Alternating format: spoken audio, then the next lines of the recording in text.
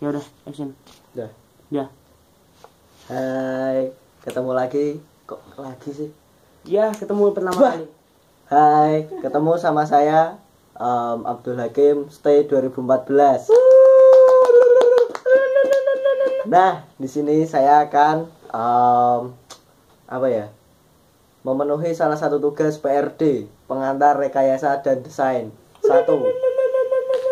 Sebenarnya tugasnya suruh ngapain sih? Yang pertama, nonton video. Yang kedua, buat laporan. Dan yang ketiga, buat video. Ya. Ya gimana lagi. Nah, terus temanya apa sih? Yang pasti setahu gue sih, what is engineering? Wih, artinya apa, Mas? Nah, sabar. Jadi engineering itu menurut Kamus Besar Bahasa Indonesia, rekayasa adalah penerapan kaidah-kaidah ilmu dalam pelaksanaan seperti perancangan, pembuatan konstruksi, serta pengoperasian kerangka, peralatan dan sistem yang ekonomis dan efisien. Oh, gitu, Mas. Ya, emang agak ribet sih pengertiannya. Gampangannya, engineering itu pemecahan suatu masalah atau problem solving yang berasal dari sebuah ide yang direalisasikan dan dibagi ke seluruh dunia untuk membuat dunia ini lebih baik. Waduh, mantep banget, Mas. Ya. Lanjut. Jadi, engineering tuh ada arti pentingnya loh. Apa itu, Mas? Banyak. Yang pasti penting banget. Apa itu? Penasaran aku. Nah, dengan engineering segala hal yang menunjang pekerjaan manusia seperti rumah, mobil, jembatan, komputer itu tuh dibuat sama insinyur, Mas. Oh, iya. Nah, jadi seluruh pekerjaan kita itu jadi mudah. Nah, selain itu, setelah sebuah pekerjaan jadi mudah, kan dunia ini jadi modern, Mas. Iya Nah, ya. Lanjut, Mas. Jadi lanjut. emang penting kan? Oke, lanjut. Mau contekan ya, Mas? Iya, Mas. Nggak apa, Mas. Mas, ini masuk video, Mas. Jadi, kan tadi kan udah dibilang ya, engineering tuh pakai metodenya problem solving. Nah, problem solving itu apa sih? Nah, lo. Problem solving adalah sebuah proses bekerja melalui rincian masalah untuk mencapai solusi. Problem solving dapat mencakup operasi matematika atau operasi sistematis dan dapat menjadi ukuran keterampilan berpikir kritis seseorang. Gitu, Mas. Nah, ini aku ada beberapa contoh nih hasil rekayasa. Apaan tuh? Yang pertama, jembatan. Nah, Jembatan ini kan sebuah jalan yang menghubungkan dua tempat kan. Nah, dua tempat ini tuh dipisahin sama sebuah penghalang lah seperti parit. Oh, iya. Nah, jadi jembatan ini bisa dari satu tempat ke tempat lain tuh udahlah langsung lewat aja, nggak usah muter. Jadi iya. lebih efisien waktu. Dan ini tuh jembatan dibutuhkan sama orang-orang biasanya yang tinggalnya di daerah terpencil, Mas. Oh, iya. Nah. Iya, aku sering dengar tuh. Ya, kapan Mas dengarnya, Mas? Kalau baca berita lah, Mas. Nah, yang kedua ada mobile phone. Wih, Mobile phone, tahu kan artinya, Mas? HP ya? Ya, kayak gitulah. Jadi alat komunikasi, Mas. Nah, ini kan HP kan mudah dibawa kemana-mana. Bener. Nah, jadi ya gimana ya? Bener, nanti dikelah. Mobile phone dibutuhkan oleh orang-orang yang memerlukan alat komunikasi jarak jauh yang mudah dibawa kemana-mana. Apabila dua orang sedang berjauhan dan memerlukan sebuah alat komunikasi, alat ini sangat cocok untuk mereka mengingat fungsinya sebagai telepon dan ukurannya juga kecil. Cie. Yang Ngubungin siapa, ketiga, Mas? Ngubungin siapa, Mas? ada deh.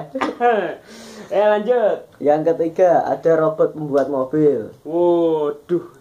Nah, robot ini tuh kerjanya ya bantuin manusia yang membuat mobil.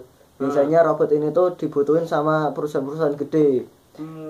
Kenapa perusahaan gede butuh robot ini? Karena ya perusahaan itu kan buat mobilnya kan banyak. Jadi kalau misalnya dilakuin sama manusia semua kan nggak enak juga kan. Maksudnya udah capek, lama, biayanya juga tambah besar lagi. Kalau kalau pakai robot ini kan cepet, enak, bisa santai-santai. Wih, calon bos nih, calon bos. Lah, terus ada pesawat Airbus A380. Apaan tuh? Tahu nggak? Pesawat Airbus A380 ini Bisnya adalah terbang? enggak. Ya kayak bis sih, pesawat penumpang. Pesawat penumpang terbesar saat ini. Oh, itu namanya. Jadi pesawat ini tuh dibuat biar apa ya? Kan muat banyak penumpang tuh. Jadi diharapkan bisa mengurangi jumlah pesawat yang ada saat ini. Kan sekarang pesawat udah banyak. Benar Mas. Jadi lalu lintas udara tuh udah semakin padat. Wih. Macet nanti jadinya. Oke Mas. Masih ada lagi Mas? Oh masih banyak dong. Waduh, lanjut Mas. Lalu ada sistem penggajian di kantor. Nah, di kantor kan ada banyak karyawan tuh. Misal ada 1.000 orang. Terus untuk menggaji kan itu butuh hitung-hitungan. Kalau kita ngitungnya secara manual susah tuh, harus teliti banget. Kan nggak enak juga kan kalau misalnya salah nanti diprotes di demo gitu. Nah dengan adanya apa ya program lah buat mengatur sistem penggajian di kantor ini kan semuanya jadi enak dan bisa apa ya istilahnya akurat lah. Iya. Jadi bisa meminimalisir kesalahan yang ada gitu. Terus ada sistem EKTP. EKTP. Elektronik kartu tanda penduduk. Iya. Bawa nggak Mas? Enggak. Saya belum buat EKTP Mas. Waduh. Ngomong tapi belum buat. Masih buat KTP yang lama Mas. Yang manual Mas. Nih Mas, aku contohin Mas. Nih, aku ada nih. Nah, nih EKTP. Baliknya Mas. Nah malu fotoku kelihatan. Jadi EKTP ini tuh buat mempermudah administrasi kependudukan suatu negara Mas. Jadi kalau misalnya secara manual kan ya kayak tadi lah Mas, masalahnya pembukuan itu susah Mas. Nah dengan adanya EKTP diharapkan dapat memberikan banyak manfaat seperti pencegahan adanya KTP ganda, pendataan penduduk yang akurat, serta mempermudah masyarakat dalam mendapatkan pelayanan. Iya, benar. Masih ada lagi nggak Mas? Ada dong, masih ada ini Robohen, tahu nggak itu Robohen? Robohen, film kartun Mas. Tangan robot. Namanya Robohen. Ya, jadi Robohen ini tuh diciptakan sama seorang tukang kayu menggunakan printer 3D Mas. Wah, printer? Iya, printer. Nah, tangan mekanik ini tuh diharapkan dapat mengembalikan kemampuan seseorang yang ini Mas, kehilangan jari-jarinya Mas. Oh iya, kasihan mereka. Nah, jadi diharapkan apa ya orang yang kehilangan jari ini dapat melakukan aktivitasnya dengan normal Mas, walaupun ada beberapa kekurangan sih. Dan sistem kerjanya tuh sesuai gerakan pergerakan tangan Mas, yang dapat membuka dan menutup jari-jari tangan. Wih, canggih bener Mas. Nah, salah satu contoh yang terakhir Mas. Apa sistem lagi? brain computer interface. Artinya apa tuh Mas? Nggak bisa bahasa Jawa. Sistem BCI Mas. Nah, sistem BCI itu suatu sistem yang mampu menghasilkan jalur komunikasi secara langsung antara otak dengan mesin Mas. Waduh, mantep banget tuh. Ya, dan ini tuh apa ya? Memanfaatkan sistem saraf otak. Jadi saraf otak tadi kan mengirimkan sinyal Mas. Benar. Nah ini tuh diterima sama komputer, nanti akan diterjemahkan dan itu terjemahnya itu akan menjadi perintah untuk mesin itu Mas, biar bekerja. Wih, canggih banget. Nah alat ini tuh ditujukan untuk orang-orang lumpuh Mas, terutama Mas. Jadi mereka yang awalnya nggak bisa gerak, ya nggak bisa ngapa-ngapain lah Mas, diharapkan dengan ini tuh bisa menggerakin banyak mesin. Jadi mereka itu masih punya harapan hidup Mas. Wih, Oke, itu yang terakhir ya Mas ya. Ya, terus engineering itu punya metode, Mas. Metode? Heeh. Kayak gimana? Nah, metode engineering ini tuh punya 4 karakteristik. 4. Yang pertama. Asik. Metode rekayasa digunakan untuk menganalisa, model, dan pemecahan suatu masalah yang kompleks. Yang kedua, konsep insinyur mengenai sistem yang kompleks adalah sebagai bagian dari komponen terkecil. Kompleks terkecil. Oke. Ya. Yang ketiga, pengembangan dan penggunaan dari simulasi model matematika. Oh, jadi udah kompleks terkecil pakai matematika. Ya. Lanjut keempat. Yang keempat, sintesis dan desain. Oh, ada desainnya juga. Ada. Nah, kan judul awalnya tadi tuh pengantar rekayasa dan desain. Tadi rekayasa udah dijelasin. Sekarang desain. Oh iya, desainnya. Nah, desain itu apa? Desain adalah suatu hasil apresiasi dan kreasi yang tertuang dari diri manusia yang pada hakikatnya merupakan upaya manusia memberdayakan diri melalui benda ciptaannya untuk menjalani kehidupan yang lebih aman dan sejahtera. Wih, mantap banget. Jadi intinya desain itu sudahlah, lupakan, nanti cut. Wes, masih lanjut, Mas? Masih. Nah, sekarang ada yang namanya hak kekayaan intelektual. Wow. Seorang engineer tuh punya kekayaan intelektual dan itu harus dilindungi, Mas. Nah, jenis utama dari hak kekayaan intelektual itu ada 4. Banyak juga. Yang pertama hak cipta atau copyright. Ini tuh hak yang dimiliki oleh pembuat ciptaan, oleh pembuat suatu karya terhadap ciptaannya dan salinannya. Orang lain boleh membuat karya yang fungsinya sama, asalkan tidak dibuat berdasarkan karya yang telah dia buat. Oh, gitu. Pembajakan ya, Mas ya? Nah, semacam itulah. Kemudian yang kedua ada paten. Nah, paten ini melindungi sebuah ide, Mas. Kan tadi hak cipta itu melindungi karyanya. Tapi kalau paten ini melindungi idenya. Jadi nggak boleh membuat sebuah barang yang telah dipatenkan karena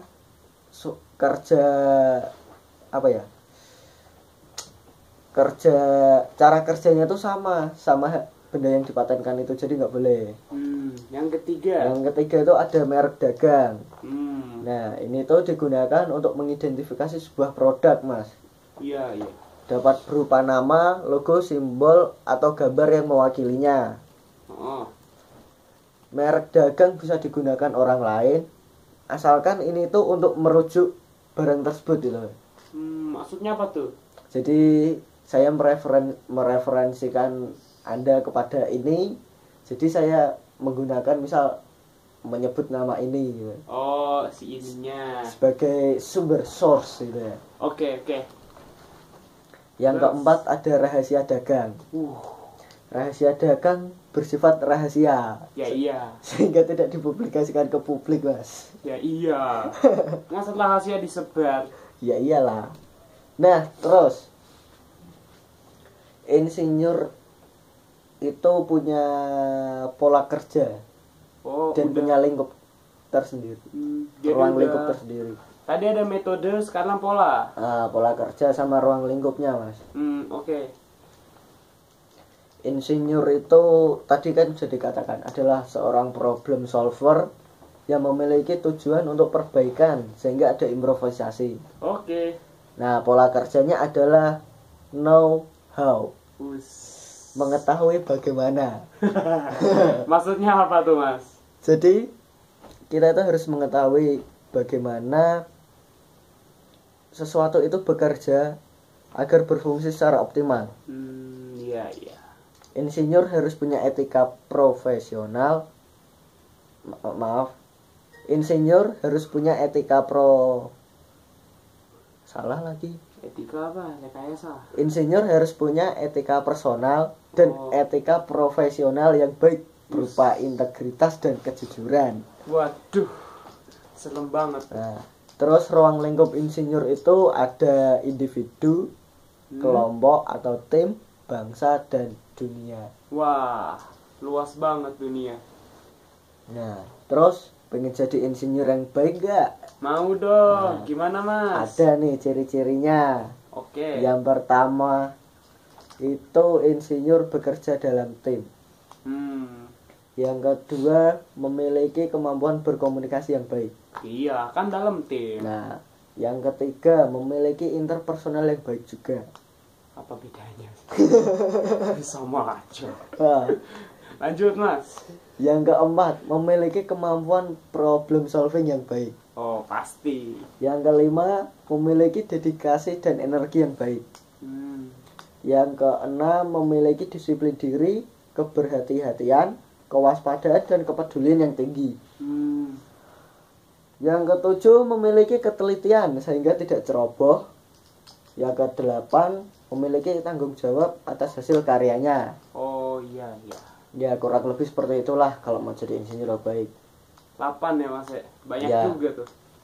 Sebenarnya masih banyak lagi mas, cuman ini yang bisa saya tuliskan. Kayak waktu videonya juga udah lama tuh mas. Berapa menit mas? Gua nggak tahu, aku nggak ngitungin. Maksimal 10 menit kok mas. Oh yaudah lanjut lah. Terus kan insinyur kan ada di banyak tempat kan. Di Indonesia ada insinyur, di dunia ada insinyur. Nah, menurut kalian bagaimana insinyur di Indonesia sama di dunia itu? Ah, gimana tuh mas? Aku belum nyari berita. Menurut saya sih jumlah insinyur di Indonesia sekarang jumlahnya meningkat ya. Mengingat jumlah lulusan sarjana teknik juga semakin banyak. Oh iya. Nah, cuman insinyur di Indonesia tuh tidak berkembang mas, karena alat penunjangnya yang nggak ada. Waduh. Nah, jadi insinyur di Indonesia tuh kebanyakan apa ya? Lari keluar negeri maksudnya. Nah, mereka itu mencari penunjang yang ada sehingga mereka dapat mengasah kemampuannya, dapat berkarya, dan ini juga menyebabkan Indonesia terkadang insinyurnya tidak diakui oleh dunia. Pantesan. Terus gimana tuh mas? Apanya? Itu insinyur yang kabur itu, menurut mas gimana? Menurutku, udah mas di sini nggak ditanyain. Oh ya udah. Aku belum baca teksnya mas.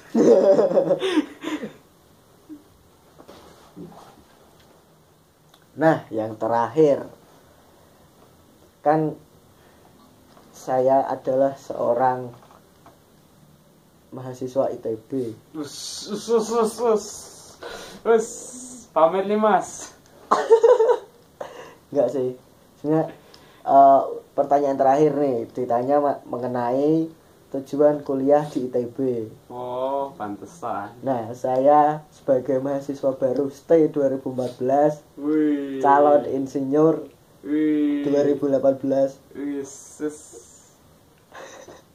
Iya, ngapain mas? Jadi ITB itu institut terbaik bangsa. Alhamdulillah. Sehingga dengan kuliah di ITB diharapkan menjadi insinyur yang bekerja secara profesional. Dapat berkarya untuk bangsa dan negara dan dapat memajukan keadaan Indonesia, Mas. Jadi tujuan saya kuliah di sini tuh untuk mendapatkan ilmu agar dapat berkontribusi dalam pembangunan bangsa, terutama di daerah tertinggal Indonesia Timur. Sehingga kemajuan Indonesia tuh merata. Wah, bener. Nggak hanya di Pulau Jawa yang sudah semakin padat. Iya. Mulia sekali mas tuh. Alhamdulillah. Udah mas, itu aja mas. Udah, jadi sekian tugas ketiga dari saya mengenai membuat video. Iya. Dibantu siapa saja pembuatannya mas? Ya, di sini ada saya Abdul Hakim sebagai ide kreatif. Dibantu oleh rekan saya, oleh Suta Wijaya dari kelas lain. Ya, terima kasih atas kameranya. Dan komentar yang lainnya yang bikin rame lah. Walaupun nggak tahu nanti ngeditnya kayak gimana. Sekian dan terima kasih. Bye.